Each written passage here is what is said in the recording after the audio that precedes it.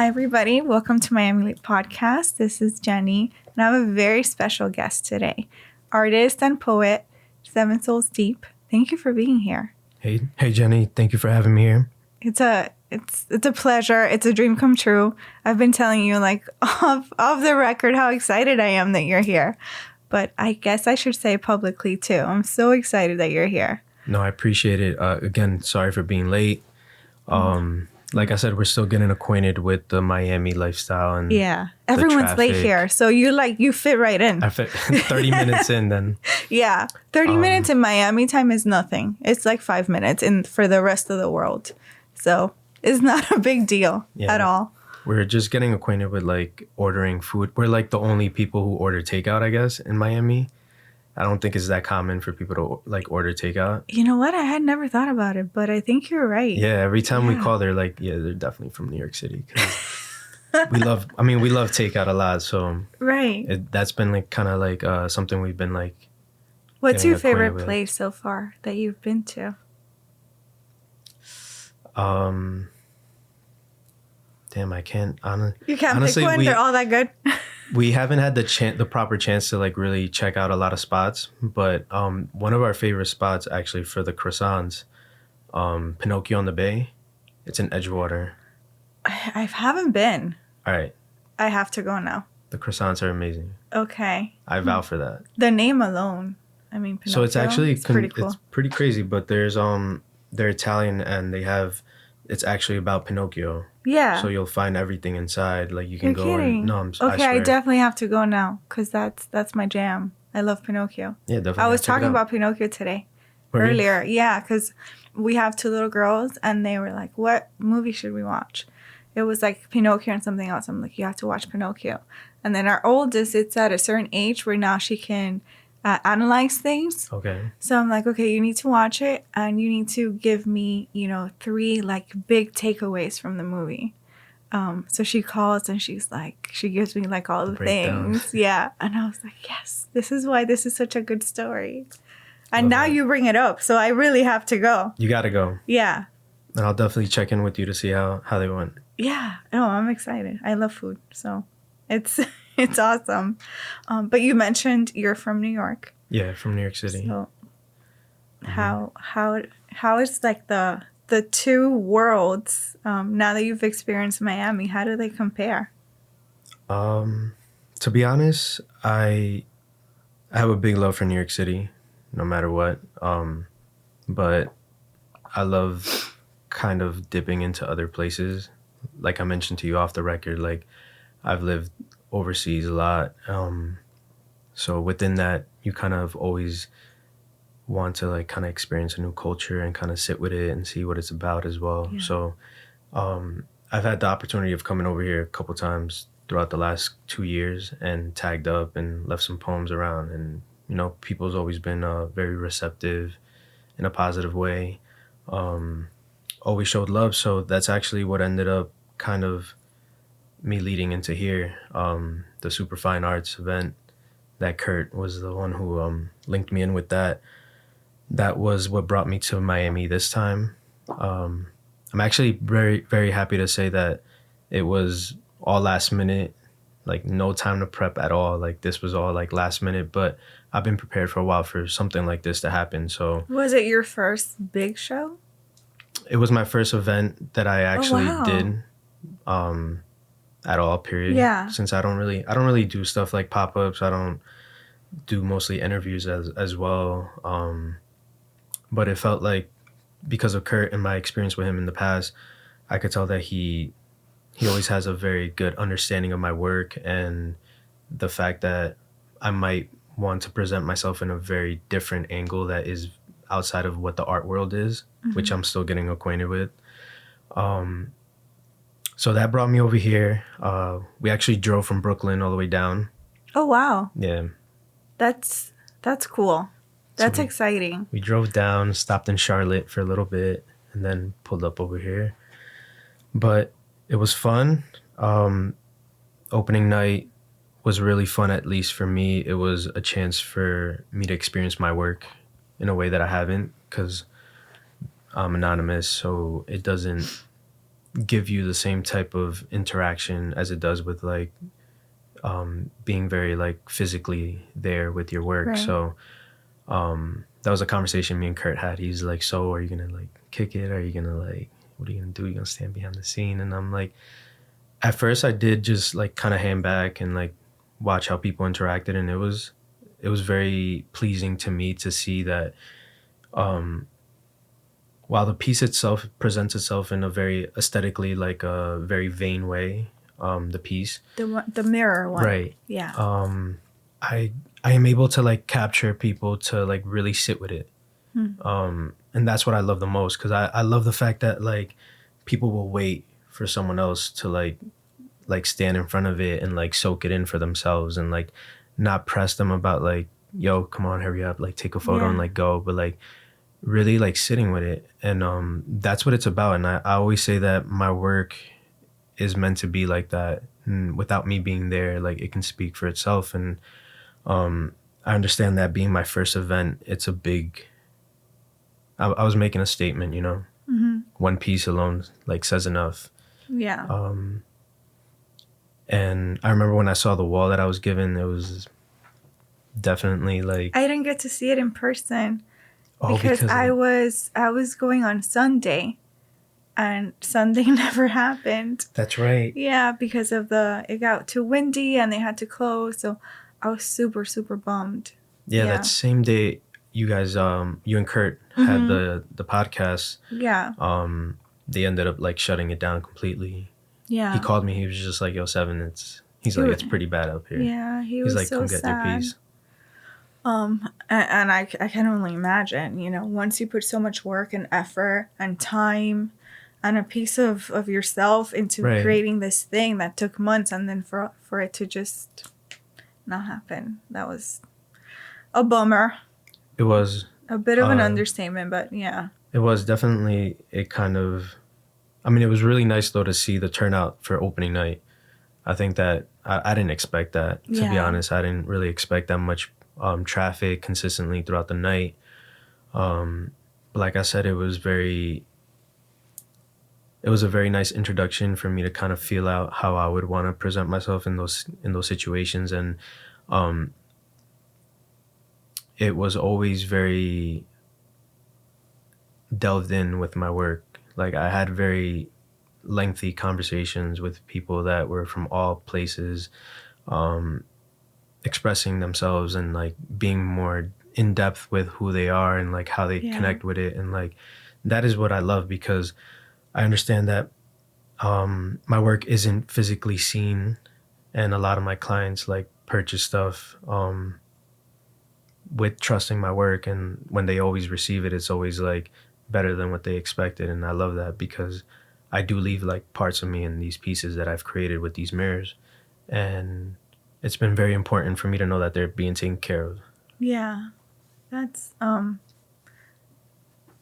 can see why that would be such a big thing, because let's describe your art for a little bit for people that are not familiar with it. Right. How would you describe your art?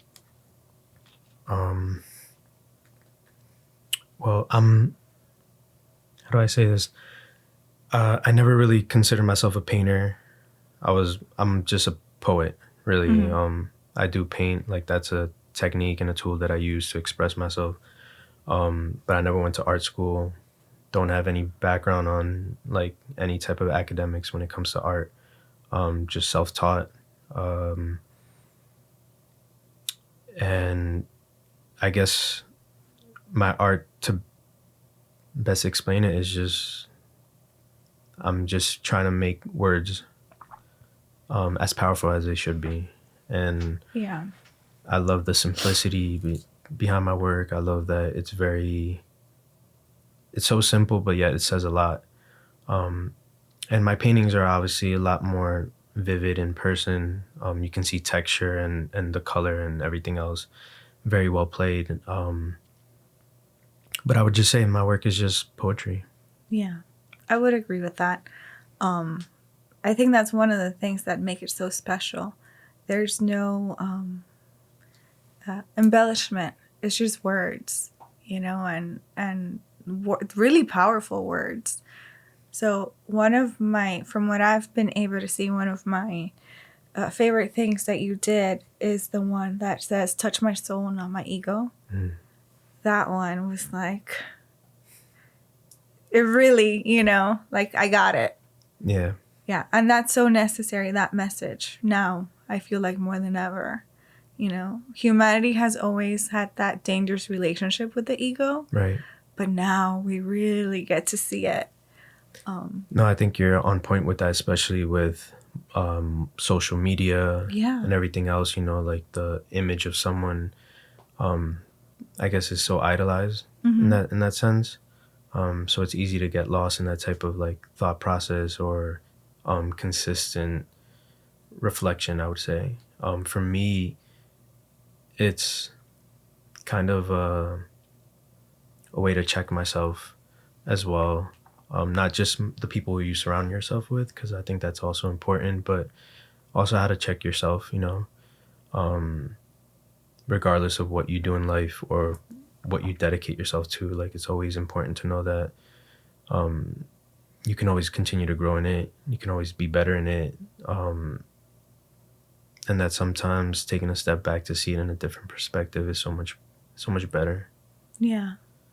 So tell me about the name. Why the number 7? So I was born on the 7th, and it's just been it just follows me. Like I'm with my significant other on this trip, and the amount of times I've seen 7 is like, it's just everywhere all the time in the most inconspicuous ways where like nothing was, like for instance, super fine art, the floor that it was on the 7th floor. And that to me was just like, I'm at the right place. Yeah.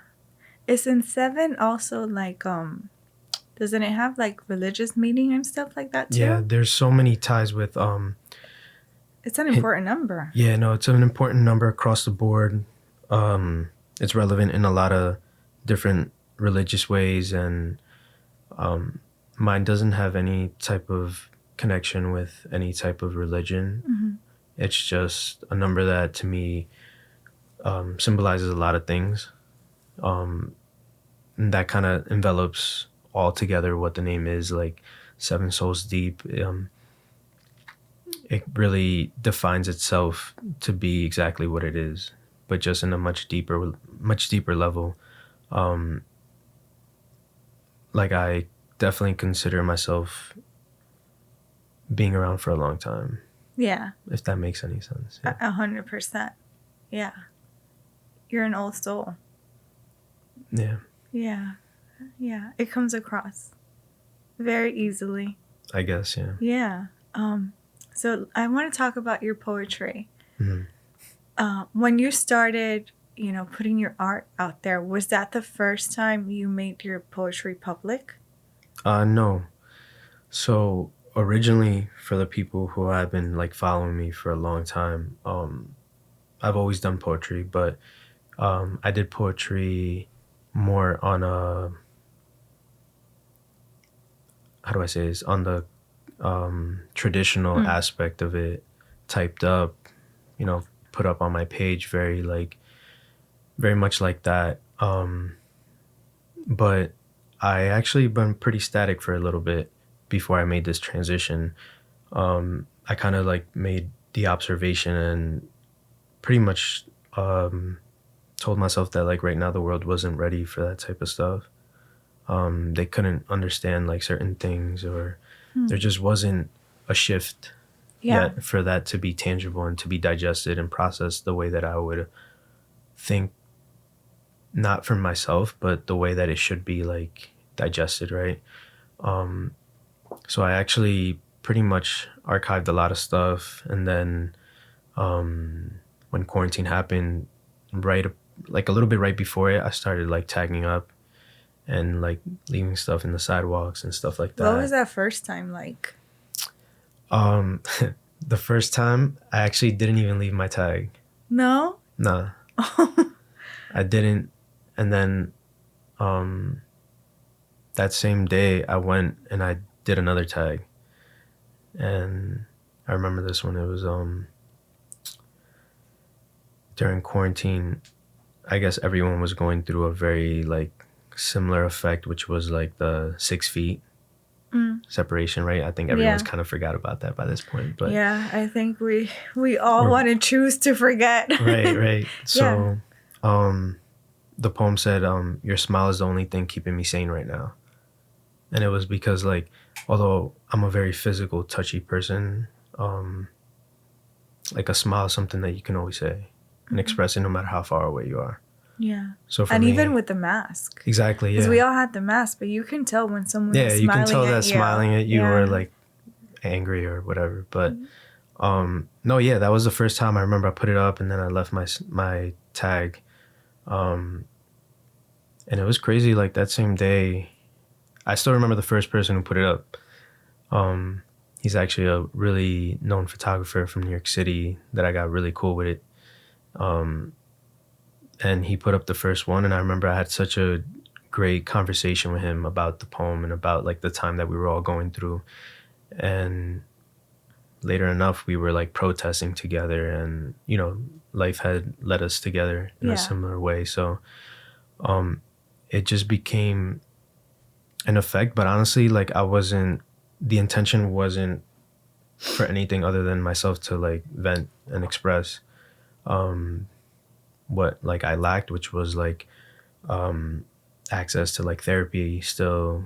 You know, like you take a time where I'm so used to being alone anyways, but you also need to like have some sort of conversation with someone else. So a lot of times you need a connection. Yeah. With people, for sure. So that led me to like doing that, and then I would like take hours walking around New York City. I mean, it was empty back during quarantine, so there wasn't much movement, and just like spread it where I felt like things needed to be, things that like meant a lot to me, that came from like a place of a story, not just I don't sit at my desk and like try to come up with like the dopest line to like put up. Like it's not like that at all. So what is your process like? My process is just life. So you just go with, you let it flow out. Nothing is forced. Everything is just part of my process of my life, my life experiences. Obviously things that I've been through, people I've met or been with or experienced in a certain way in different dynamics, but it genuinely is about like just my life. So that's what makes it, I think, so raw and tangible in that sense, without the need to like show face, without the need to exist physically with it. I can allow it to just be for everyone. Yeah. I think that's one of the things that make it so powerful. And I wonder if you at the beginning had made that connection, that physical connection with it, if the result would have been the same. Because the fact that we don't get to see who's behind all these words, it creates almost like a clear canvas where we can take it in and just put it on ourselves. You know, like clothes that you're trying on, and see how you feel about it and connect with it. That's one of the things, like when Kurt first showed it to me, I was like, oh my goodness, this is powerful. I appreciate that. Yeah, especially there's another one that I really liked. You said, make the world feel something. Yeah, which is, I mean, they're just such simple words, but now they mean so much. You know, because we're all in our head, in our opinions, in our feelings. But yeah, when you put it the way you put it. Yeah, I guess it seems so simple. Right. But you know, it's funny because everything looks simple when someone else does it. Isn't it? Yeah. Yeah, like somebody can look at it and say, well, I said something like that yesterday. No, you did not. You did not say that. Otherwise, it would have been your art. Yeah, no, I hear that a lot. Honestly, like to me, it's just, I guess it is simple in the way that this was also like, I did practice like poetry. You know, I do understand that To me, I guess I'm very good at putting together like Definitely. 5 to 8 words and like making the world feel something. And I think it's actually difficult to use such a limited structure and to stick to the simple words. right. Because it would make it so much easier to embellish and use the big words that make us be like, oh my God, what does that mean? I think the beauty in that is that I'm holding off on something special to release where it'll be my long poetry. Works that they don't need to be on the streets. That's literature to me. Like that belongs in a poetry book that I'm aiming to release in some near future. That's really exciting. And I've left snippets of like little stuff along the way, things that are about 10 to 15 lines written on a whole wall, that people get to digest and really see that like I'm not just about like 6 or 8 words. Yeah. Like I can really write something and go off on a wall if I want to, but I choose not to. And honestly, that the fact is that I'm not intentionally trying to create art. I'm intentionally creating it for myself, and I love that everyone seems to be enjoying it and following along and appreciating like my angle, right? And that to me is what it's important. Like it's important for this. Like I knew what this was going to be for me, right? And I knew that it needed to be something bigger in itself, that I wasn't going to be connected to. So like physically or like even through my name or anything else like you that. You always knew that you were going to be anonymous? Yeah. Yeah. That was always like my main thing. Really? That's so cool. So how did that, how did you go about that? Because it seems kind of difficult nowadays to be able to do that. Yeah. How do I say this? And why? I think it's the other question. So I always used to write a lot when I was a kid. Some of the things growing up was like music. Music was one of those things that I used to write a lot because I just love words. I love like what it made me feel. I love that I connected to things that a lot of people couldn't relate to at that age, but that to me seemed so understanding. And I wanted to feel them. I want to know what they like, what they felt like and everything else. And within that, I guess I learned to write on my own through that and express myself through words. My articulation and stuff like that was very emotional, I guess, in that sense, if you want to say it. But it wasn't something that I ever pursued because of the way that I grew up. It wasn't something that was, arts wasn't something that was put forward for me. It was something else. And so I ended up taking that as a career. Did you go like that, the traditional path of, like a engineer, doctor, lawyer type of? No. I actually ended up pursuing a sport as my career. And I enjoyed it. Definitely got very far and got to experience the world in a different way. But ultimately being, I'm just getting a little bit lost now. No, it's okay. Do you want me to remind you of the question? Yeah, please. Yeah. I kind of gave you 2 questions in one. Like, how was it for you to be able to stay anonymous for so long? Oh, right. And why did you choose to do that? So, moving forward a little bit further out, I ended up getting into poetry again. And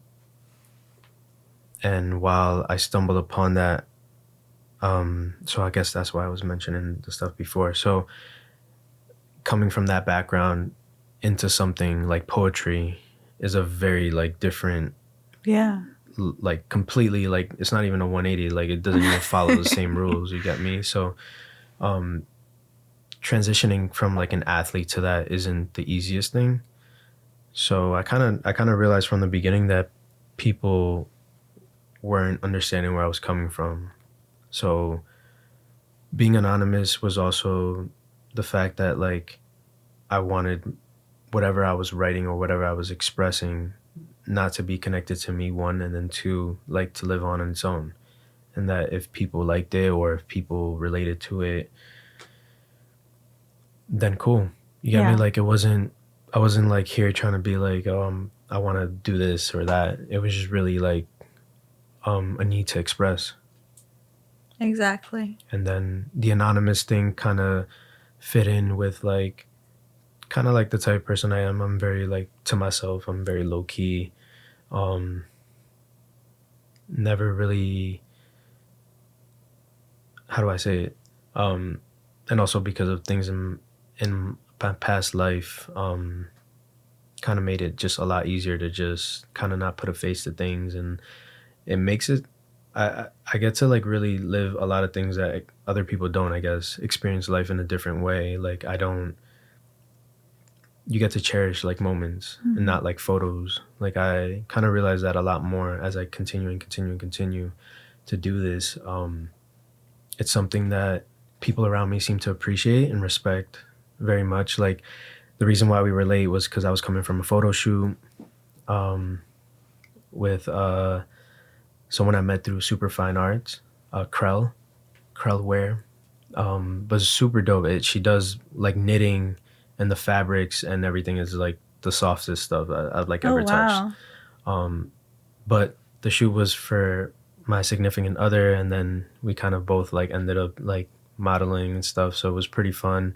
By the way, shout out to her. She showed us a lot of love and very, very respectful, very awesome. Like heartwarming. Yeah. We'll link like her. I'm sure she has a website and stuff.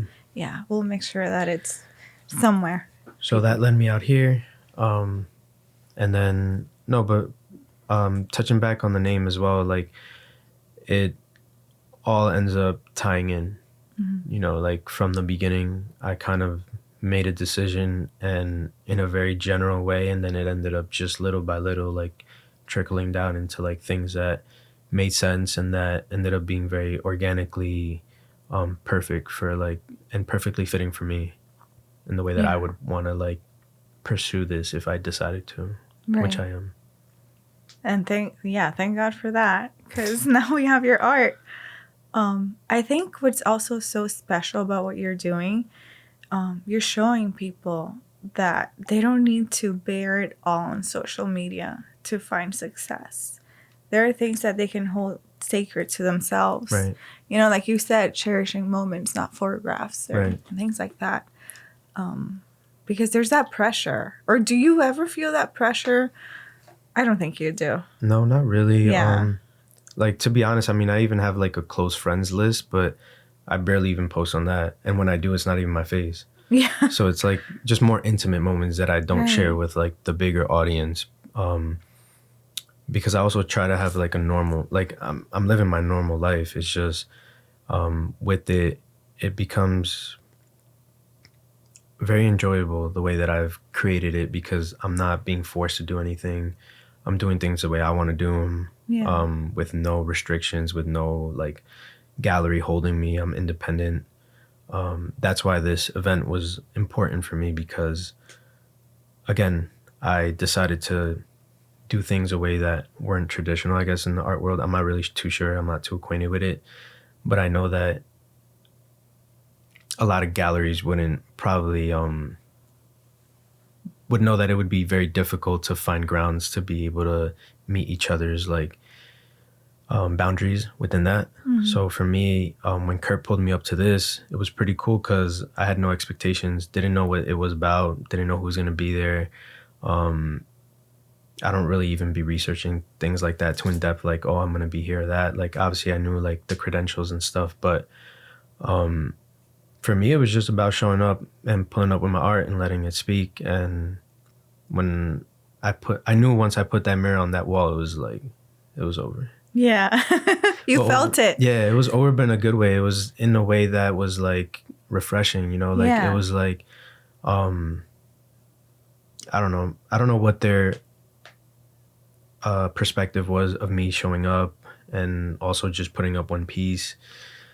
But like I said, I just needed my work to speak for itself, and the way that what I created is something so original that it's just very beautiful the way that people interact with it. It's something new, and How it's did it something. feel for you to watch people It was go up to it and react, like you said, and interact with it? it was fun. It was honestly very fun. It was very pure. Like some of the experiences that I remember was like couples kissing in front of it and taking a photo, right? Like those are things that to me, like I'm breaking barriers.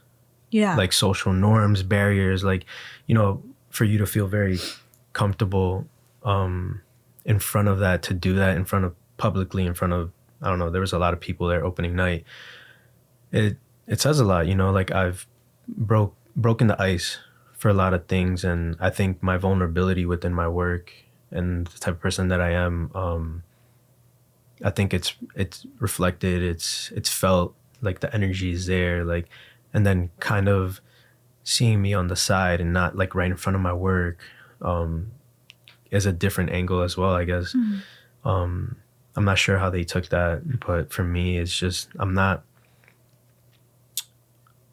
trying to disrespect, but I'm also like, I just do things my own way, you know, like I want to experience my art for me, not for anyone else. Like, Right. And this isn't ultimately about me. It's about what other people could possibly like feel from this. You get me? And I do understand that my words can make people feel something very deeply. And I think it's important for everyone to be able to experience that. That's why whoever reached out, like, was able to get in, and like I was able to introduce myself. Right. Because I think that that's also like genuinely important as well. Like I think people should know that I am no different than my art. Yeah, I agree. Do you think a lot of your approach comes from the fact that you are a writer before, let's say, an artist in quotations? Right. Because writing is art, but you know what I'm saying. Yeah, of course. Yeah, I mean, it all comes from that. It's funny because at first, people didn't understand that 7SoulsDeep, when I left the poem, that it was my pen name, right? Because that's what it is for me. It's my pen name. It's not my tag. Like, Yeah. Because I still think in the traditional, like, poetry and poetic and literature. And for me, I ended up adding the at because it made it easier, one, for copyright issues, which is something that I come across a lot. I never even thought of that. Yeah. And just also so that people could not make the mistake of not knowing that it's my work or whatever it is. And if they wanted to connect with more of my work, they can possibly find me and obviously see that there's a lot more stuff. That's something that I think is also very different from everyone else. And me, in retrospect, right now, looking back, I guess being brought up to like other people who do similar things, street art, and I know I'm the only artist out there with like over 100 poems on the floor. Like like Kurt said, one of the most fond things that he found was, can we still fall in love this summer? And those are one of those things that when I wrote that, like I felt it. And like, I remember I actually called my cousin here from Miami, and I was just like, yo, this is going to go off. Like, this is so on point with like what I'm feeling. And like, and he was like, you got me. Like, it was just it was so perfect, like for the explanation and like the uncertainties and the timeline and everything else, like love and like boundaries and proximity, all these things that were like a theme now, right? A thing that we weren't, I guess, accustomed to, and following these, and like, should we or should we not? Like, what's COVID? What isn't it? Like, so I think putting up a question is so important. Questions that I ask myself, that sometimes I think that should be shared. Yeah. I always say the question's more important than the answer, Right. And I love that one that you're talking about. Can we still fall in love this summer? And I like that you left it at that, because it's even with ourselves, like, Right. can we flourish, bloom, and do all the things that you traditionally do in the summer, enjoy life, Right. love our life. Yeah. Right. I think that it's so easy to channel it to whatever you're feeling. It could be romantic love. Yeah. It could be friendship. It could be with yourself. Ultimately, I think that that's the best type of way to put my work. A lot of times I think people ask me like, oh, why don't you put like he and with the pronouns and stuff like that. But I think for me, it's also like that little bit of identity for me too, like letting people know that it comes from someone, maybe, or maybe not, but that it is from this type of angle. And I've just learned to I don't know, just the expression and stuff. I think at first I was very shy, not shy in the sense, more like Guarded. Guarded, and then also like understanding that my words were very vulnerable. They weren't like something every male is expressing, I guess, but that's also something that in my work that has been very important, like making it more comfortable that I'm emotional or that I feel a certain way. I think that it's important for all men to know that like within that capacity, you're more than like capable, and it's more than valid of you to feel however you're feeling. So, there's a lot of themes within my work as well, not just like the street art, but also like the more like the literature aspect of me, which is more analytical. So I love philosophy. So I read a lot of books, and that is what I guess for me is like that relevancy is more of like bearing a question, like in that sense, I'm very much like well articulated with that.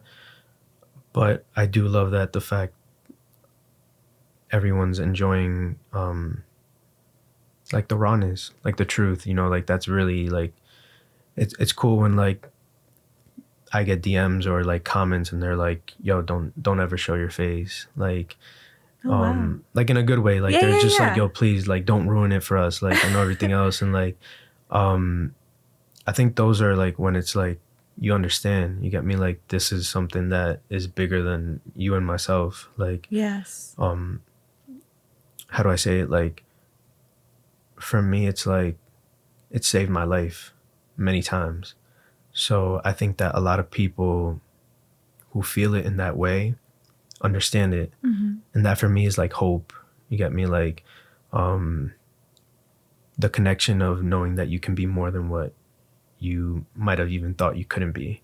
And that to me is important because I want to be able to reach like places where even like thinking for yourself is like something that you're not allowed to. So for me, I want to be able to touch where the resources aren't there. And it's crazy, but like if it's simple words that can do it, if it's a question that I can leave, then I'll leave it. And I understand what it did for me, what it's been doing for like a lot of other people. So for me, I think continuing it and enjoying like the connection and the crazy stories that I get are just like worth it.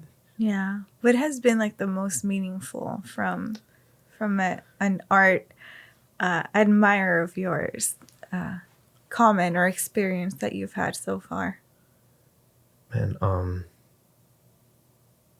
I get a lot of like very intimate testimonies and stories,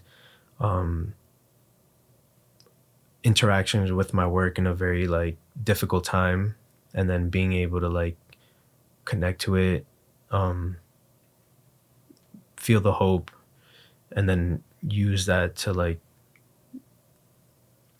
make a better like decision in your life or like do something better. And then it's crazy because then that shifts to like, I guess the most recent one that I've like felt very connected was a client that I did a custom mirror piece for. her significant other passed away and left her like a note. Yeah, it was like, it's deep stuff. And like, I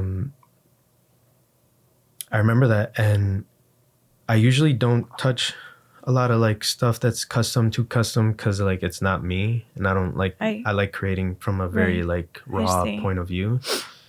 But for me, it was just something that I could understand, and like from where she's coming from, and like if she's asking me to create something and trust me with something without seeing my work, then like she's obviously like saw my work before that. But to see my physical work is a whole different experience. So I remember I did it, and with my team, I was just like, yo, I want to meet her, and I want to like hand her this myself, right? Oh, so she drove in from Philly. What an experience. Yeah. She drove in from Philly. She came to pick it up, and I gave it to her, and it was just like, it was great. It was wonderful. It was also like a chance for her to meet me, and like also see like what it meant to me for me to do that for her. So it says, you make me feel like I exist. Wow. And I'm getting goosebumps. Yeah, that's amazing. And yeah, it was and something. And that's the note that he left her. Really pretty much enveloped that. Wow. Yeah. And so that was powerful. And like, I left her a note in the back of it. Something like, one of one for a one kind of a love. And then I signed it. And I told her, I was like, hey, I left a little note in the back for you, like something that's personal, so that you know, like, this is where like I felt like everything was from. And when she put it up and she saw it, like, it was such a raw experience. Like, she like loved it.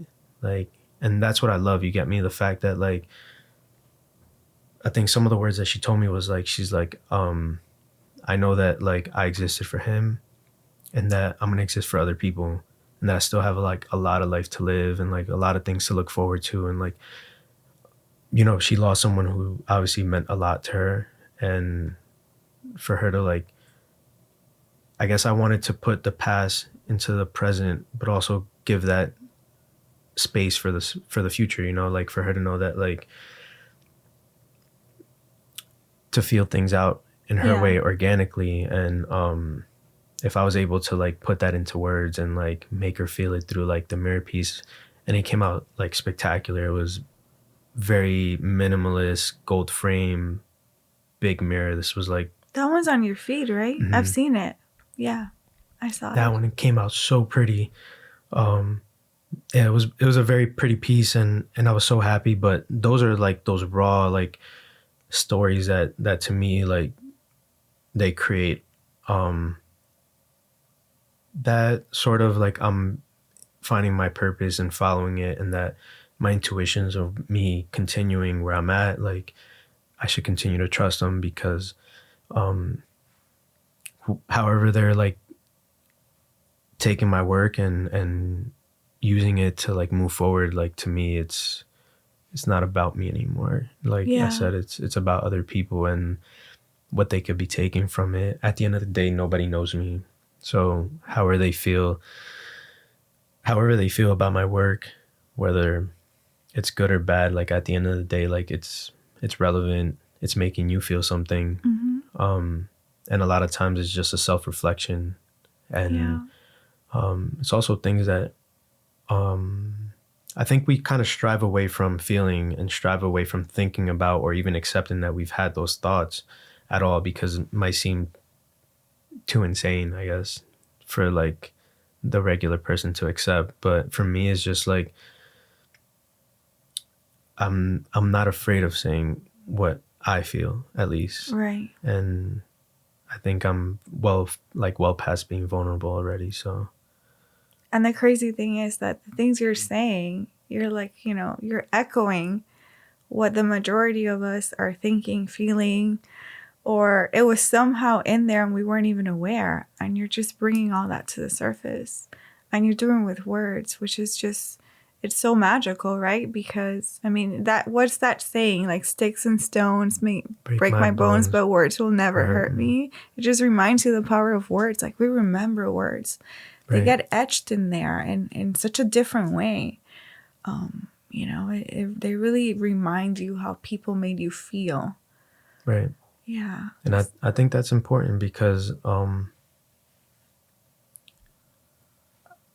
think having that connection with the words is, how do I say it? Like my work is also romantic in the sense of like for instance, why I've learned to like write in such small like words as well is because I love leaving my significant other like poems, like things that like I write that are just for them. And it, how do I say this? Like during like quarantine, a part of it, which was when I actually had met Kurt, had just came out like a breakup and all this stuff. And Yeah. a lot of things were relevant from that, but they weren't like, the reason why people connect to the words so deeply is because they don't come from a place of me trying to intentionally like create. It comes from a place of my own experience with my own like dynamics, and that is where the rawness is. And then I've through a lot of, how do I say it? I'm a very like romantic person in the sense of my gestures and my words, little notes all the time, or like written on your arm or wherever it is. But those are like little touches that, to me, when I grew up, for me at least, the way that I saw it was like Casanova, and you got me like different type of people that were very suave, Gentlemen. but the gentleman. Yeah. And I remember the first time I wanted to get someone like flowers, I was in second grade. It was like Valentine's Day. Like that was my first heartbreak ever. Oh no. Yeah. And then I remember like I wrote a poem and all this stuff, and it just kind of put to the side. And that, to me, at that point, like I was already expressing myself and articulating feelings and things that people my age weren't able to like reciprocate or even comprehend in order to reciprocate. So like I understood that like emotionally I was at a different level. I was gonna say you were more emotionally mature than the rest of your peers. Yeah, and that was because of the way I like things that I went through when I grew up, and me seeing that also kind of, how do I say it? I put to sleep a lot of like that aspect of me in many ways.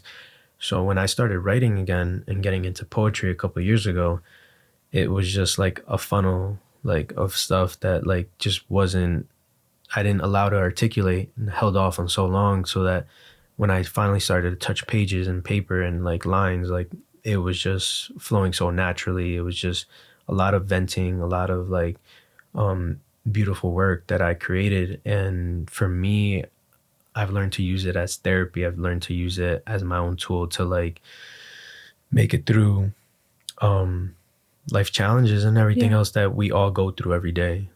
Do you write every day? I do try to write every day. Journaling, but mostly I spend a lot of time in my studio. I even sleep there sometimes. Like I'd be there all the time. But for me, like that's where you'll see a lot of like little things that are for no one else. And I write all the time.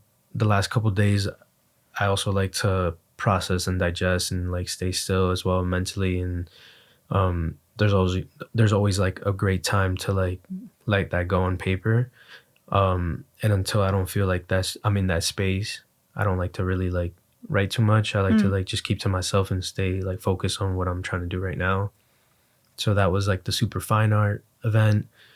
And then actually, well, between us, the reason why I extended my stay here is because I'm moving into Miami probably like April 1st. I knew it.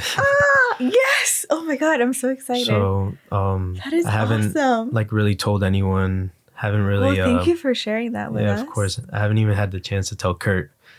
Ooh, wait till Kurt finds out about this, because we had that conversation. I'm like, what, Kurt, why don't you live here? He's like, no, I love New York too much. I love New York, don't get me wrong, but like ever since I came into Miami a week and a half ago or 2 weeks ago, I just appreciate the energy. I appreciate just like the sun, the trees, the green, like things that in New York you're kind of deprived of because of the seasons, and it's just like heavy out there. Sometimes it's a lot of tension. So to feel like lighthearted out here and like I could never live in New York. It's funny. Everyone that I keep telling that they're just like, I lasted like not even a year. People will be telling me, and I'm like, I can see it though. I couldn't. I personally couldn't. I love it. Like we love visiting, but to live there, I couldn't. It feels like my senses would be bombarded like all the time, and not in a good way. Right. You know? It's a lot to process. Yeah. At all times. Yeah. There's like no break, and like, I don't know, kind of needed a change. And like I said, I love delving into other cultures and sitting in, and like Miami's always kind of been a place where my art had a place, even though I didn't really like, I didn't focus on it too much. Like it was more like whenever I dropped in, I kind of do like, you know, leave some stuff behind, and little by little things have led me here. So after seeing like the super fine art event, I kind of made the decision like maybe I should look around. So we've been like looking at places, and it's been fun, exhausting but fun. I'm sure. Getting acquainted with the traffic and like coming from here to there, like the streets are very different over here. So but no, all in all, like it's been very refreshing. It's been fun. I feel genuinely very happy and excited as well. Like it's a new challenge, and I love that type of stuff. So for me, I think I'm in a different chapter now, and I'm always going to be coming back to New York no matter what. So that's not going to be a problem. But I think it's fun to like try something new. Right. Well, I'm so excited that you'll be here and make Miami your home. What do you think of Miami's art scene? I love how much the city's incorporated the art. Like that's something that I was discussing a lot. The fact that like you see it everywhere. Yeah. Right. No matter what it is, however they're expressing the art, but like people are very into it. And I'm sure that some of it comes from whatever it does, but that there is a lot of intention, a lot of substance behind the intention as well. That's what I like kind of appreciate. Kind of seeing like the event that I went to and getting the respect to like kind of do it my own way, right? Within like those limits. They kind of saw how like successful that can be, even if it is kind of like outside the box or like not really within like, I guess, the guidelines that you should show up to an event with. But like I said, I my piece sold opening night, which I was very like excited about. It was also exciting because again, my piece is going to be appreciated and taken care of by someone that I had a great conversation with, and that led me to decide that. Found a good home. Yeah, and like that's important for me. Like it's important for me for my pieces to be taken care of, and that people get it, you know, like that they're not going to like let it go. That's what's it's worth more than anything, just that knowing that. So that led me out here, and very excited to step into the scene out here and see what it's about. I flow in a very kind of my own type of way, but I think it'll be very fun to be out here. I think you're gonna have a great time, and the city's just gonna love having you here and seeing your art be more permanent. Because now you'll be here all the time. Right. Yeah. And it's cool. I've left also like Spanish poems. I was gonna ask about that. Would you do Spanish? Yeah, like a Spanish version. So I've left a couple Spanish poems the last couple times I've been here. I feel like I've been living under a rock. And everyone seems to love it. I actually just put one on a mirror that I'm gonna be releasing. Okay. I think end of week. That I'm excited about. I'll be on the lookout. For sure. No, but yeah, like also I come from a Latino background. So it's also more of my like first language to express myself in Spanish. Do you find it easy to write in Spanish? Yeah. That's amazing. I don't. I mean, I wouldn't say no, I'm not a writer. But I think Spanish, what's the correct word? There's so much, right? Yeah. There's in so just many a ways few to words, express one thing. The words are so heavy and just so much, so complex. Yeah. Right? English is so much more simplistic, just as powerful, but simplistic. But Spanish is just so complex. It's difficult to write in Spanish. And it also has that. It's a very passionate language, yes. So you can get more from it in that sense. It's more romantic. Just also the culture behind like the Latin culture is something that's very expressive, very passionate. So kind of like writing in English has been, for me, it's very natural. Either way, I grew up like bilingual, so for me, there's no real difference. But to do it in English, I guess it's a lot harder. And I realize that at times because sometimes I'm just like, there's stuff that I've written in Spanish that's just going to stay in Spanish. Yeah, there's no translation. Yeah, exactly. So that's been it's been fun. So yeah. I hope to be able to incorporate more of that into the city, along with the poems, and just kind of like naturally like fit in and just be a part of the Miami life, see what it's about, see how this transition like fits in and how I'm able to articulate and express my experience within this, within my own life. So, and then also hoping to be able to hop into like other cities, which I love to do all the time. Little unannounced pop-ups and like just dropping in. It's all been like very, the transition has been so natural all the time.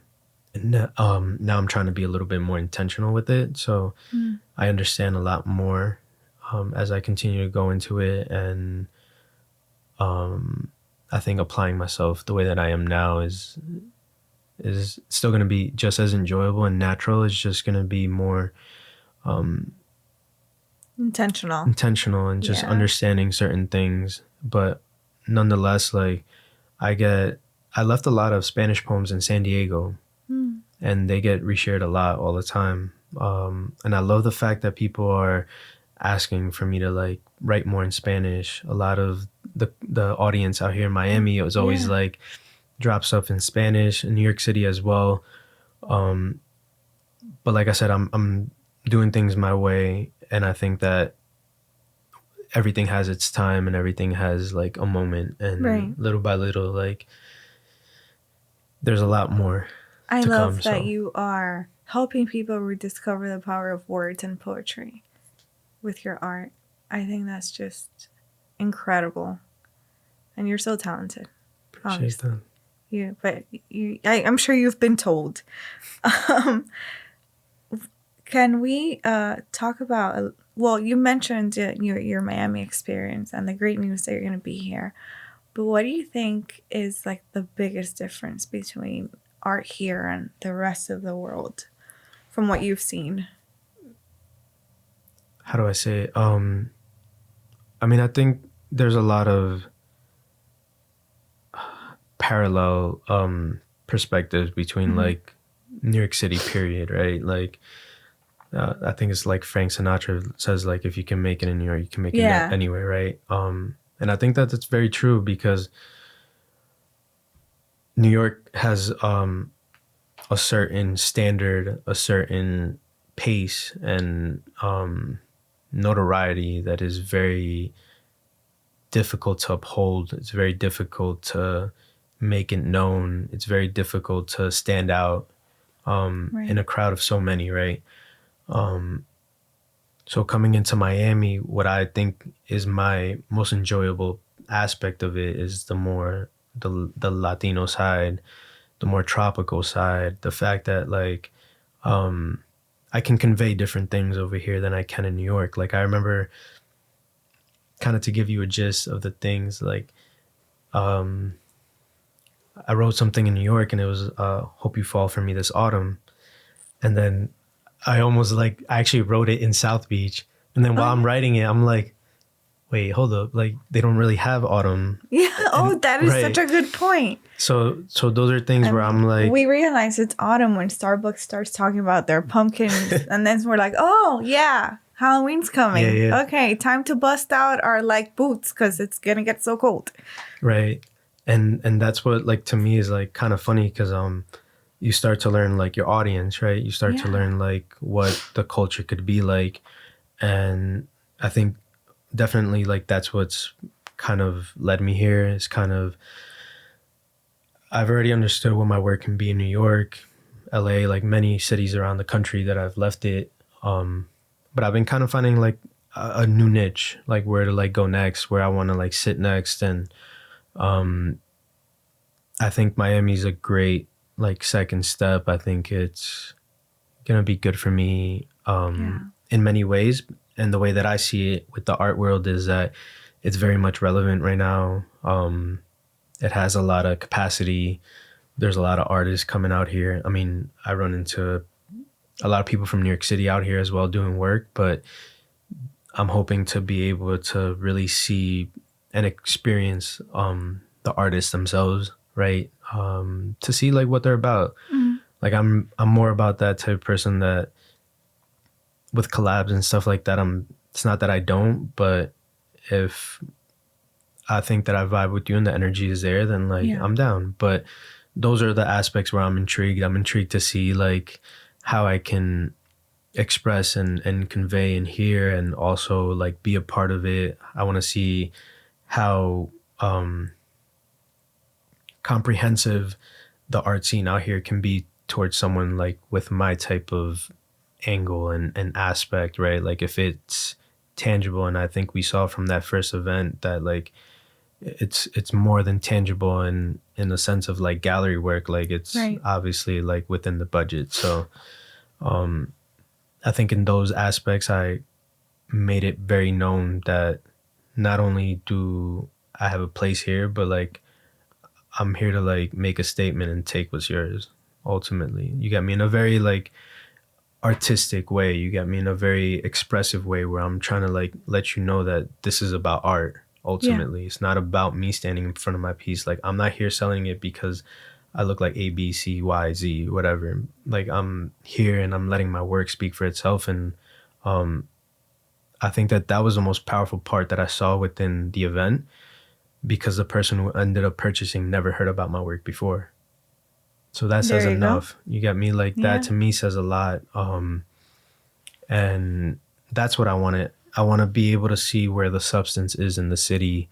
I want to connect with those artists that are about that type of perspective, expression, the articulation, like regardless of what your medium is. Like I think to have something that's original and out of the box and very authentic is not only dope, but it's necessary, you know, like to keep people refreshed, to keep yourself refreshed. Like, I think that's what I want to see within the scene, and also see like how I mesh in it, how I exist in it. But ultimately, like, just as it was in New York City, like Miami is just going to be part of my life.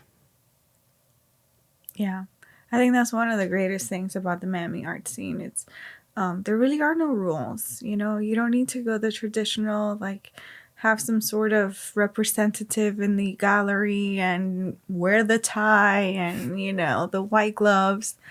We're like, you got awesome art. Let's see it, you know, in our flip-flops. Right. And I love it. I love it so much. There's no pretentiousness, which is great, too. There's a space for that. But here it just feels so organic. It's funny you said flip-flops because that's what the client was wearing, actually. No, I'm serious too. Like that's literally what he was wearing. But yeah, and that's the aspect that I love. Like I love that, you know, I was invited to this and I understood, like once I saw the wall and everything else, like I had a lot to show for. And that's what made me content, was the fact that like everything was given to me the way that I would have like appreciated it. And they took who you were into account. Right, exactly. And they allowed me to like show it. And I think that was what made me like enjoy it the most, was the fact that like within its limits, like I got the freedom to do what I wanted to do. And I did it the way that is very like me. That's just what it is. Just very much me. Like, I think that's what people enjoyed the most. The fact that it was just a mirror piece, my mirror piece on the white wall, and just a black seat next to it. Yeah. Something very classy, very like Is casual. there a reason for the mirror? I feel like I know the answer, but So the mirror, how I got into mirrors was very interesting. So back during the quarantine in Greenpoint, actually, there was this mirror that was sticking out of this, I believe it's on Franklin, and it was sticking out of like this garden thing that was like just hanging out on the corner. And it was just like a beat up old mirror that was in it. And I just put, I appreciate you.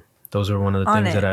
those are one of the things that I wrote a lot during the quarantine. And weeks later, like this thing was like, everyone was tagged up around it. Like it was completely covered, but you could still see like mine in the middle. Yeah. And it, to me, it was just kind of like, I'm well aware of like, obviously the concept of the reflection. That's where my head was at. Right. So that's where I fit in so well, right? Because of my brand, because of my nature of being anonymous. Like, it's the fact that like I've made my work interactive in a way that's individualized to you. So it's like, no matter what, you will never see me first. When you see that mirror, you always see yourself.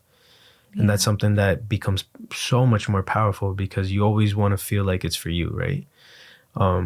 And I think that within the mirror, and obviously like my style of font and like paint and stuff is what creates obviously the emotion behind my words. But the reflection, leaving intentional gaps, certain places, how I place things are very intentional. I want you to be able to see yourself, but yet hide behind the words, or like look at yourself through the words. But ultimately, I've just enjoyed the fact that, again, it is kind of vain, right? In the way that you are like looking at yourself, but at the same time, you're reflecting. And I think the best way for me to explain it is, I had a conversation with someone who worked there. Some gentleman, he came up to me and he was just like, yo, I've taken like so many photos of your piece, like since the last 2 days. And he's just like, he's like, every time I take a photo of it, like it feels something new. And he's just like, and I was like, what does it like make you feel? Or how do you like incorporate yourself within this piece? And he's just like, well, the way that I see it is, I see this piece being on my front door, like front area before I leave my house. He's like, I see this being like the first thing I look at before I'm about to leave the house. And like, it makes me feel hopeful. It makes me feel like I have purpose. It makes me feel like I'm going to do something today. You get me? Like I mean something. And he's like, and then when I come back, I can look at myself again and be like, well, you know, like check myself. Well, what did I do today? You get me? Like, what was I able to like put out into the world and also like receive and stuff? It's a transformative experience. And that is something that I found my purpose in back when I did this like poetry tour last year. Once I started really delving into like my mirror work and seeing like how organic it was for me to create. And like, that's why those first, I don't know, like 15 pieces are so special to me, because they harness so much soul, so much energy, like raw, like raw, like creativity, where I sat with some of those mirrors for like 6 months, 8 months, and they were blank. Wow. But that was, again, me trusting my intuition and how organic my transition should be. But I found that power and the capability of it channeling and really transitioning someone. That's where I was like, this is definitely way more powerful than I thought, and very important. Yeah. Again, it's like you said, and you're like, of course, a mirror, it's a no-brainer. Right. But to get to that point, right? Like how you put those two together, it's unbelievable. Right. And how do I say it? Like for me, again, I don't have any schooling with art. Like I don't. That's probably why you're so good. Because it's just your intuition guiding you. A lot of people, I don't know, a lot of, I get reached out a lot for, how do I say it? I'm drawing a blank right now. Commissions? No, mentorships and stuff like that. And okay. To me, how do I say it? Like, I'm not at that point where I would like, it's just like, you just gotta be yourself. Like, that's just ultimately what it's about. Like, just be yourself. I was talking about that earlier today with someone, how, as cliche as it is, like, we all have this thing that's our thing, right? Like, that's our path. And if we focus on that and not on trying to like, well, this person did this and they were great at it, I'm gonna try it. Right. Not that there's anything wrong with that, because that's how you figure out where your passion lies. But if you really sit with yourself and find that thing, that your why, your purpose, right, it takes off. And it's way more fulfilling when it's for you. Yes. Yeah. Like, and that's something that, trust me, along the way, like, again, because I'm not part of this art world the way like everyone else is, I'm very like raw into it. I have a different like scope into things. Like, I'm not flattered when people try to like knock my style or like try to like be like me. I'm not flattered by things like that. How does it make you feel? It makes me feel like people are incapable of being themselves. Mm-hmm. And it's scary. It is, because right, like for someone to not find the joy or the fulfillment in really being who they are. Right. That's like a sad life. And yeah, and ultimately, like, what led me here wasn't, how do I say it? This wasn't, I've obviously, like, I've earned what I'm at and stuff, but ultimately what brought me here was like, I risked, like I took a risk on me. I took a risk on believing in what I wanted to do and what I wanted to express. And like, I didn't have any like guidelines. There were no like, steps to this. It was just all very organic and with the only intention of hoping to be a better me. And that is what has led me here, the risk into that. And a lot of people who are very close to me and my team and stuff, they know like how much of that it's taken, like they know the story of me. They know where this comes from. They know me well enough to a certain extent that this is not only like bigger than me, but it's also like very important as well. You get me? Like, this is 100%. You get me? Like, I did like start this. I did, create this with this style. And like, again, to me, it's really cool to see that like I am giving a whole new, something authentic and something brand new for people to experience. Cause, I mean, I love music. We love, movies and stuff. So to see or to experience something brand new again is always like super enjoyable. Cause like, what is the saying? Like, wouldn't you want to experience that book like for the first time again? Yeah. So yeah, there's only one real, like, one time. Right. And that's so special.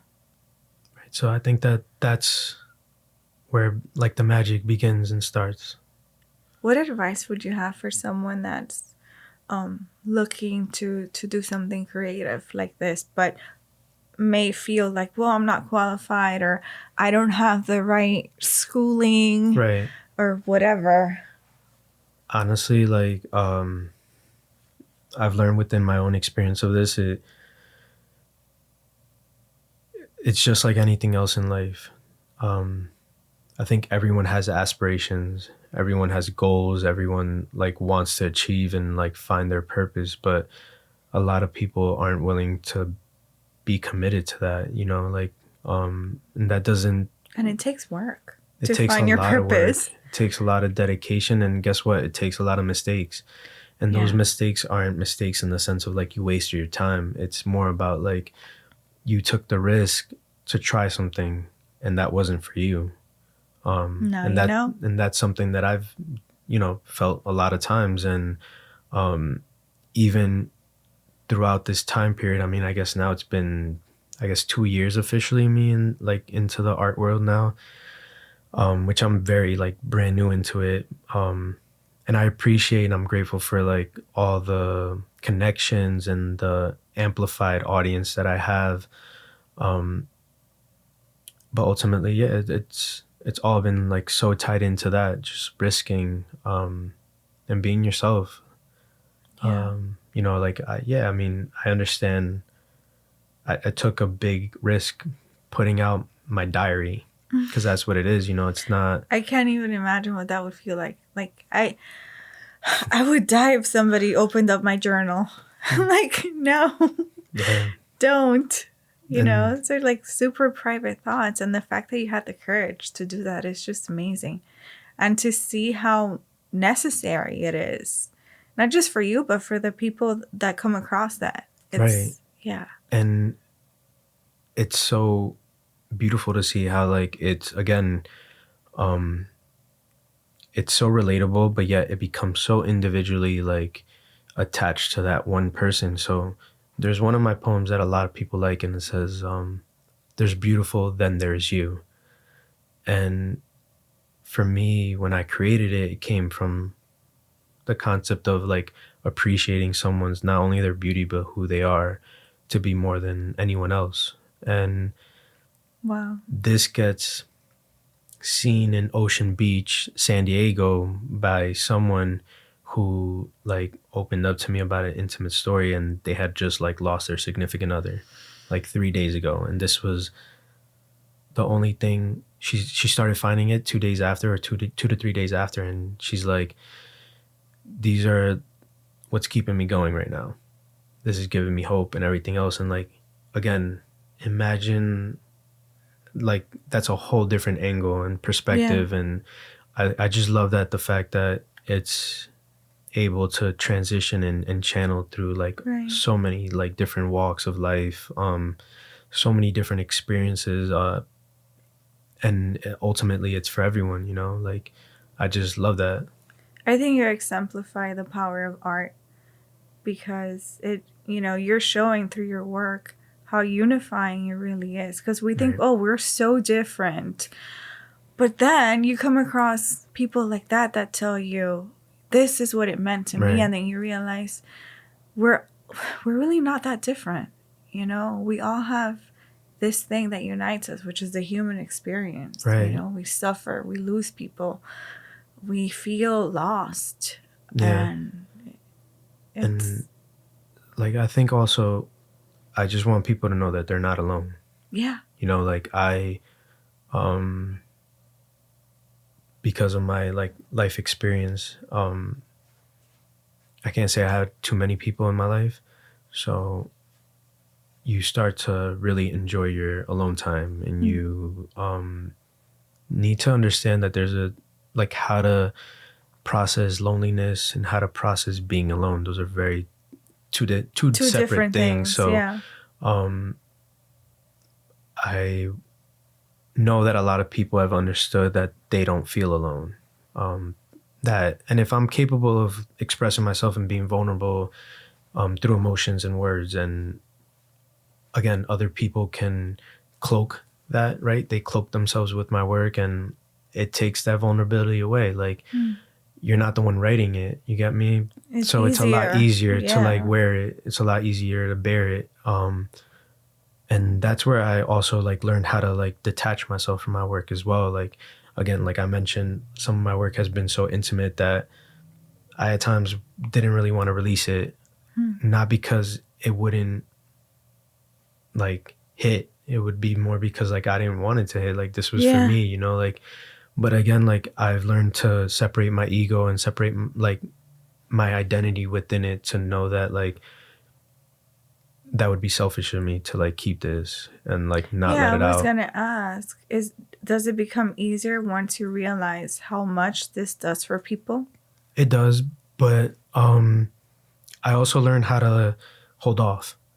Like I said, like I hold off and I trust my intuition. And so for instance, make the world feel something. That was something I wrote about like a year and something ago. Released it I think last year during the summer, and then it just really now like I started to like take off with it. But again, those are words that I sit with for myself. They, how do I say this? I experienced them myself first, and I understand what they do for me, like why I needed them.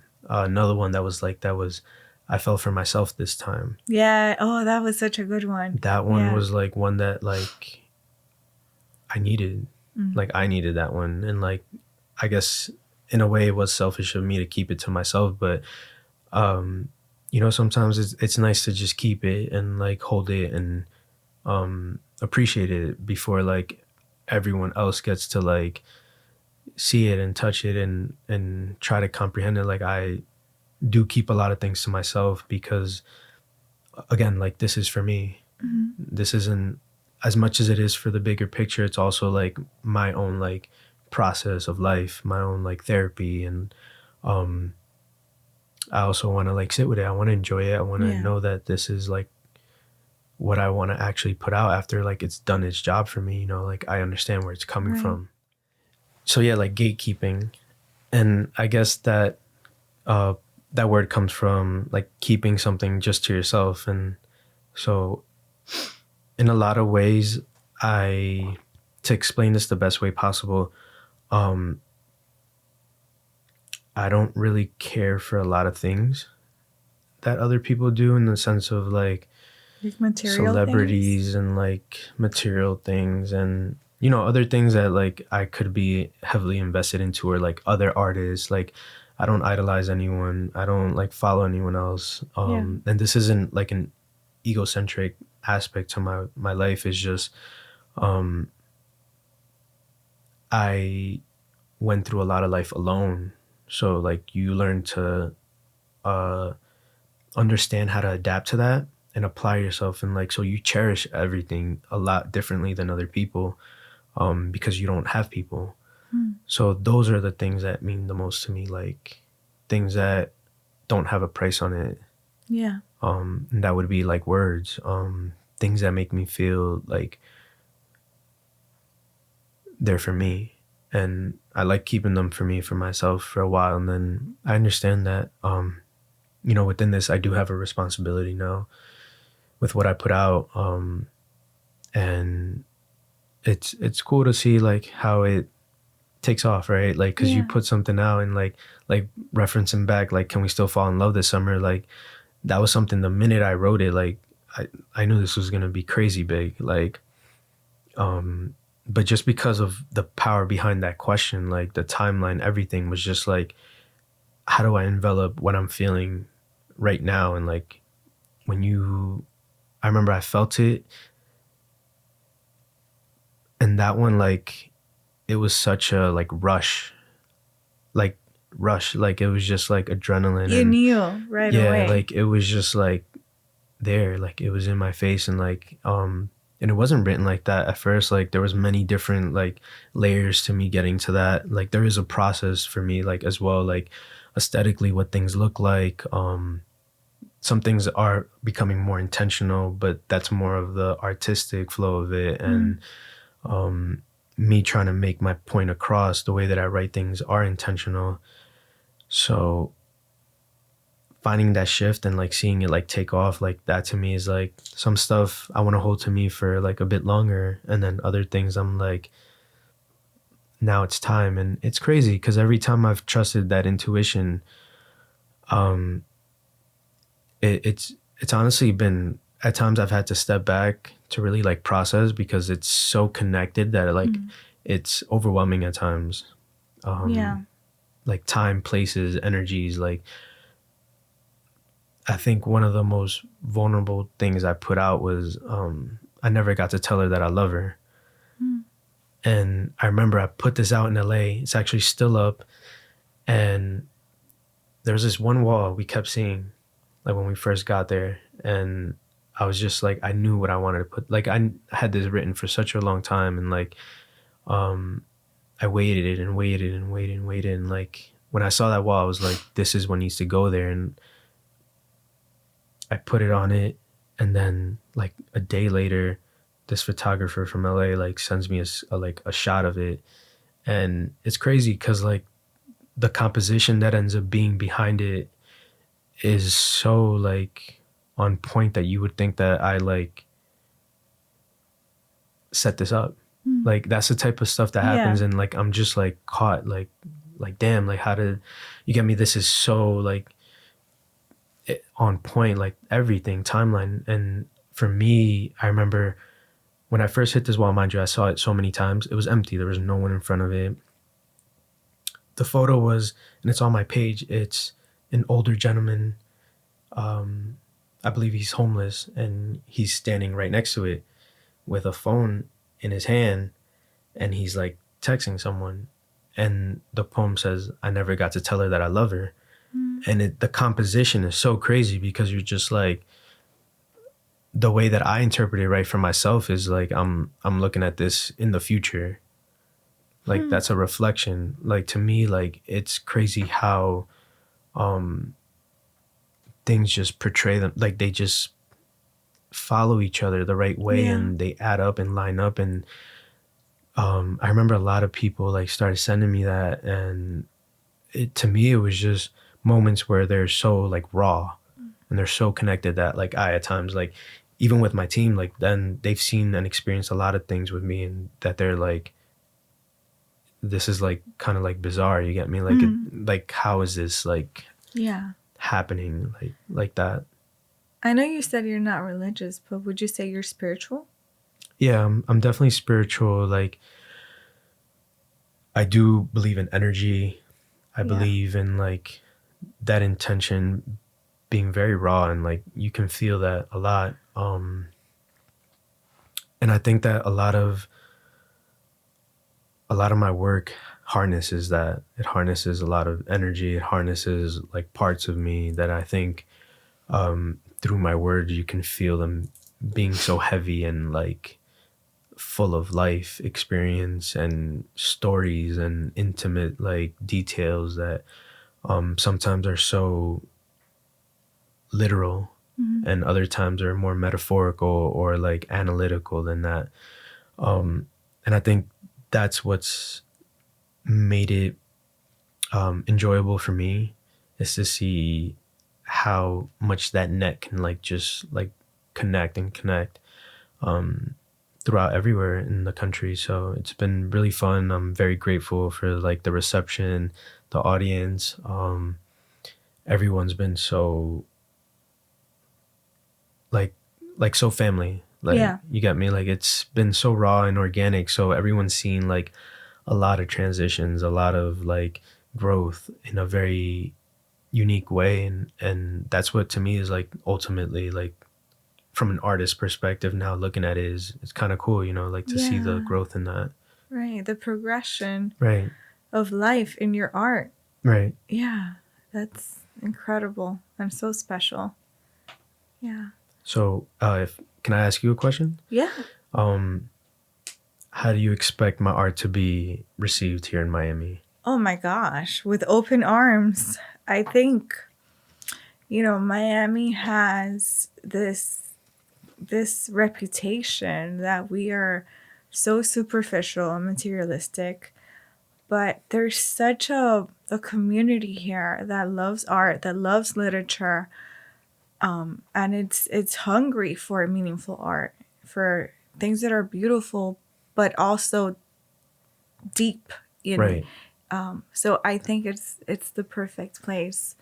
You know, what you're bringing to it and the people here. I think it's like, you know, it's just, I can't even think of the word besides perfect. Yeah. I don't think you could have planned it any better, to be honest. you know? And again, like that's just the natural aspect of like I'm just following my life, you know, I'm just progressing just like anyone else. Um maybe my involvement is with a bigger audience, but at the end of the day, like I'm just following my life. Everything is very intentional now, more in different ways, but again, my art will continue to be on brand. I don't plan on showing my face probably ever, to be honest. If I don't, yeah, I don't really care to. It doesn't really intrigue me. If anything, I'm allowed to exist in such a way that I get to enjoy it even more. You get me? Like I could sit behind my work. I could be right next to my work and you never even know if like I'm just like I could be a security guard. You get me? Like, and that's the best part because I'm like, there's no need to be biased. You get me? Like it's either you like it or you don't. And has anyone ever like asked you for a picture? Yeah. They have? Yeah. So how do you navigate that? I kind of tell them like I'm anonymous, and a lot of people are very respectful. Actually, like one of my clients, he met me during the quarantine. I was putting up a custom poem for someone for engagement, and that's cool. Yeah, that was so much fun. And he caught me in the middle of it, tagging it up on the sidewalk. No. To someone else, and he like later on sends me a photo of myself from my back, obviously, and like he's just like, bro, this is so cool. Like you like literally like outside of my apartment, like he could see me from his window. That's how close it was. And I felt someone there, but it wasn't like I kind of love when someone's there and like kind of looking, because from their perspective, they don't get to see completely what I end up writing, right? They get to see what I'm putting together in however like vision they get to see from my work. So when I move away from it and they get to see it, they're just like wow, reveal. You got me, like it's finally there. And those were like moments where like he reached out and he was just like, dude, don't worry, like this isn't gonna be shared with anyone. Like I appreciate what you're doing with like the neighborhood, and like I got your back and like everything else. He's like, I just thought it was so cool that like you were just like literally tagging up like right next to my building. So those were like moments where I'm like, people are understanding. There's no really need for like to like explain too much. It's kind of like very respected, and I'm also like polite in different ways, and there's never been a big issue about it. But again, I think it's just the best thing. Yeah. I think without that, like the experience is so much better. Right. And I think once people realize your reasons for it, it's so easy to support. You know? Yeah, and that's something that I see a lot, especially since I got to Miami. I got actually the one Touch My Soul, Not My Ego, that mirror. I ended up installing it at a friend's place in Wynwood, and he had a couple people over, and some people were like took a photo of it while I was like putting it up, and like my face was in it. And so like I was just like, oh, I'm anonymous, and they were like, nah, cool, can I get another photo of your like face not in it? And I'm like, yeah, of course. Like I'm always very respectful. I'm always very like understanding, and I think that because it's not that common, I think people kind of like appreciate that in a different way. They're kind of like, you're not really about this in that way. You're more about like your art, like what it is. And they can become a part of it by helping to protect your anonymity. Right. Because I think that at the end of the day, like, I want this experience to be for everyone. And in order for that to like happen in a bigger level and with a bigger audience, to like places again that like hope is like something that is more than needed. It's like a breath of fresh air. It's literally like keeping you from like drowning. Yeah, exactly. I think in that aspect, that's where like my work can be most powerful. And I'm a very patient person, so I understand that. I hope to get to that point where I can touch a lot of people with it, and you know, continue with my boundaries within this. It's very fun, but it creates a new angle for like photographers, videographers. You get me? Like they're so used to like everyone like, no, take photos of me, take video of me, and like me, make sure like, I'm in there. Yeah, exactly. And me, I'm like, make sure I'm not in there, literally. So it becomes very fun, photographers and I think just anyone always loves a new challenge within their medium, within what they're doing. So like even today, right? Like we're here, I'm presented physically, and you guys have kind of adapted to my type of brand, which is like several cameras pointed behind me and different angles and stuff. And again, I've learned to filter and really trust other people. When it comes from a genuine place, I can feel the intention. And like I said, I also understand that I want to leave little pieces behind where people can kind of touch in and get to know me a little better. Actually, this is the first time people hear my voice. Really? Yeah. Oh my gosh. Well, thank you for doing this. Yeah, of course. With us and for trusting us. Yeah, I think again, came into Miami with no expectations. Other than to have fun in the sense of like just being happy and just finding that peace. And to me, like everything is very intuitive, and I appreciate you guys like again inviting me and waiting up for a bit for us to get here. But all in all, I'm excited for the city. I'm excited for the sun, the warmth. Also excited to add in a positive aspect into life, not just like in an artistic way, but also like, in a very like raw and individual way where it becomes like a way of life. Like one of my favorite places to tag when I was on the road, like doing this like poetry tour, was bus stops. Oh yeah, those are my favorite because like that's cool. It's all types of like life going through there. Like everyone is going through there, and for so many different purposes too. Some people are going somewhere. Some people are getting away. Right. Some people, it's every day that they sit there. And so I would leave things, and I remember a lot of people that go to these like bus stops would like still like send me stuff, and they're like, this is like exactly what I needed today. Like, you get me? Like, and those are like little reminders. And again, a lot of people don't have that, or the people they have yet to find that capability of being more vulnerable with words. And even if it's vocalized, or if it's like texted or written, it's not come across that often. And I actually didn't even understand that until like very recently, because again, I like to leave little gestures like that. Like I love to experience love in a very like innocent way. Yeah. Very innocent and raw way. I think that's the best way. Without any restrictions, without like holding back. It's a lot scary, and it's more like, more difficult to trust. But I think that it's the most beautiful way to like love. For sure. And I think, there's so many points to what you said about bearing yourself, like that vulnerability, especially in the Hispanic community. Right. We are, culturally, we are not really encouraged, especially men. Yeah. So I think, again, to a few minutes ago, you asked me about your art here. That's another layer where your art here is so necessary. Right. And that's why it's important for me to like leave those Spanish poems behind. There was one that I left, actually, Pensé que éramos para siempre. And again, like those are words that are like, I thought we'd be forever. Yeah. And don't get me wrong, it's beautiful, it's eloquent in English, but in Spanish it's just like damn, like right away. Exactly, like, damn.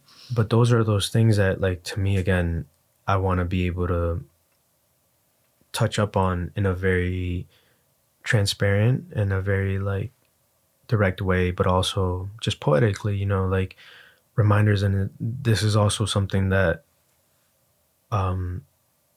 I would love to, how do I say, inspire others to do exactly as well. Like, like within the Latin community, obviously it's very known that that type of expression is taken a certain way Yeah. due to like traditional concepts and things like that that are to me like outdated.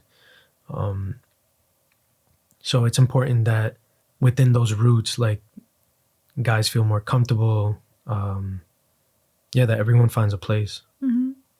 For sure. Definitely. What's your favorite book or your favorite writer? Who's your favorite writer? My favorite writer is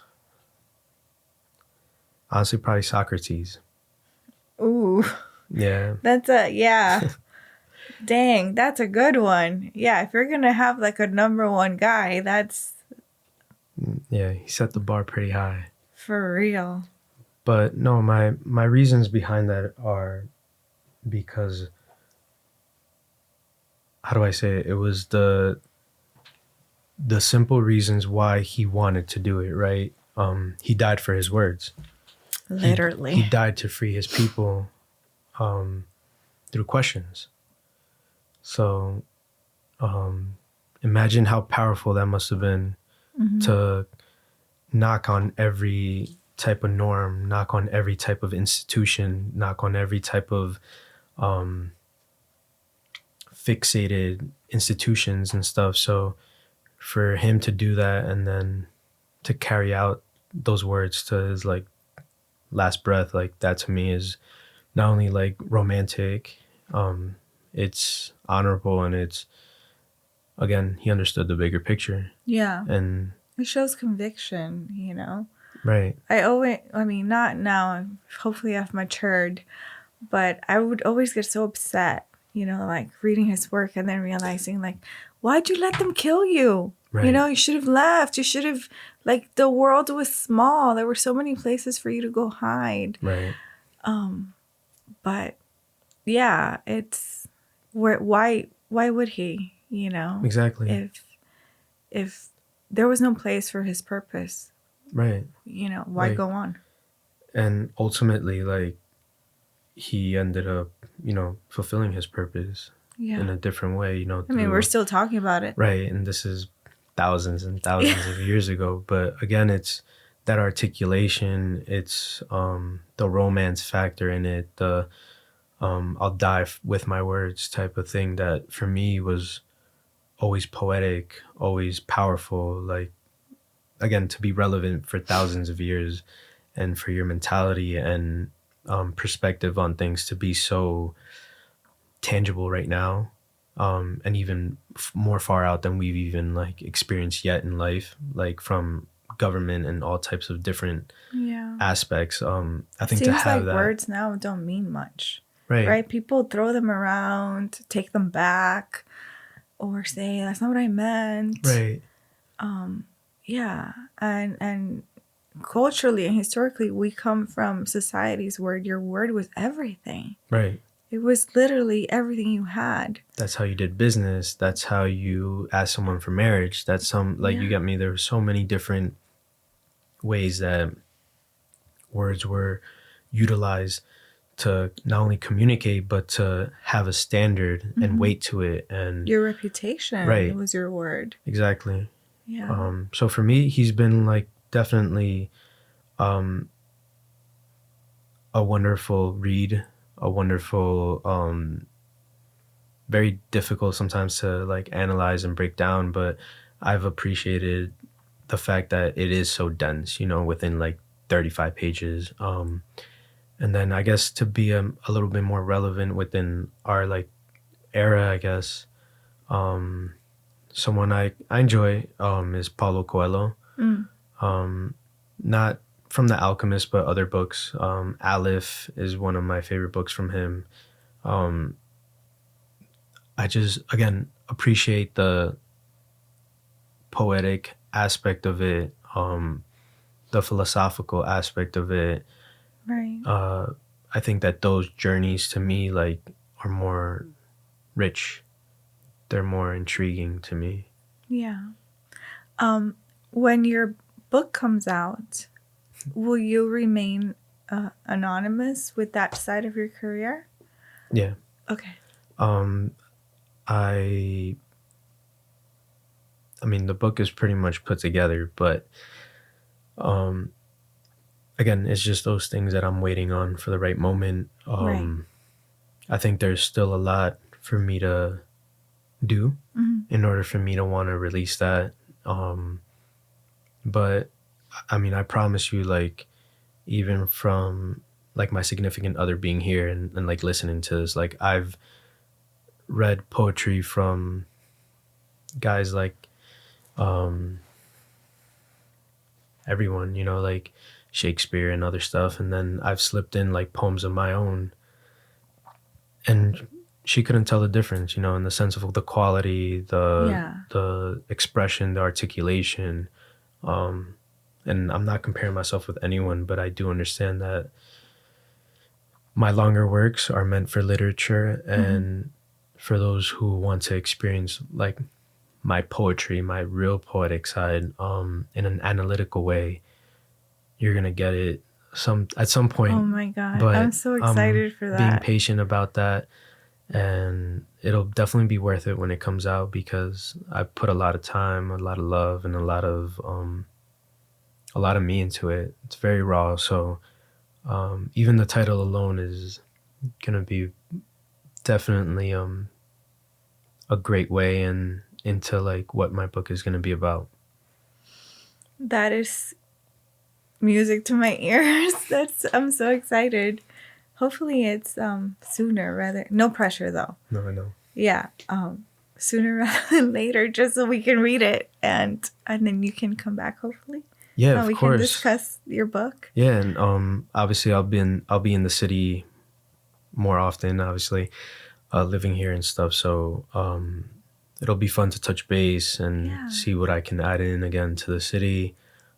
See what the reception will be like. I'm very excited for everything. Yeah. Well, thank you so much for of being course. here and for sharing with us and for your art and now for moving here. Just thank you. Thank you so much. I really, really appreciate you being here and trusting us to share. Yeah, of course. No, thank you again for like a wonderful reception and being very, it's my pleasure, very welcoming and very comfortable in here. Again, and shout out to Kurt for seriously helping me discover, because I had no idea. And that's the best part. Like, I love that you didn't know about my work. You know, it wasn't from a biased standpoint. It wasn't from, you didn't even get to experience my work physically yet. No. But I love the fact that you were able to understand where it came from. And ultimately, that to me is like what's important. You get me? Like, it's being felt for what it's worth. So Yeah. thank you. Yeah. My pleasure. And to everyone listening or watching or both, thank you so much. We really appreciate you guys taking the time to hang out with us and check out, your work, 7SoulsDeep work. We'll list everything down below. And new Miami artist. We can claim that now. You're ours. Yeah. Yeah. So definitely thank you. Here. So no, thank you. And again, keep a lookout. I'm going to be dropping something new in Miami soon. So within the next couple of days, something I've worked on and written for a while now, but haven't had the chance to properly introduce it and release it. So, I'm going to see how it goes. That's exciting. Awesome. Well, thank you. And can't wait to have you back.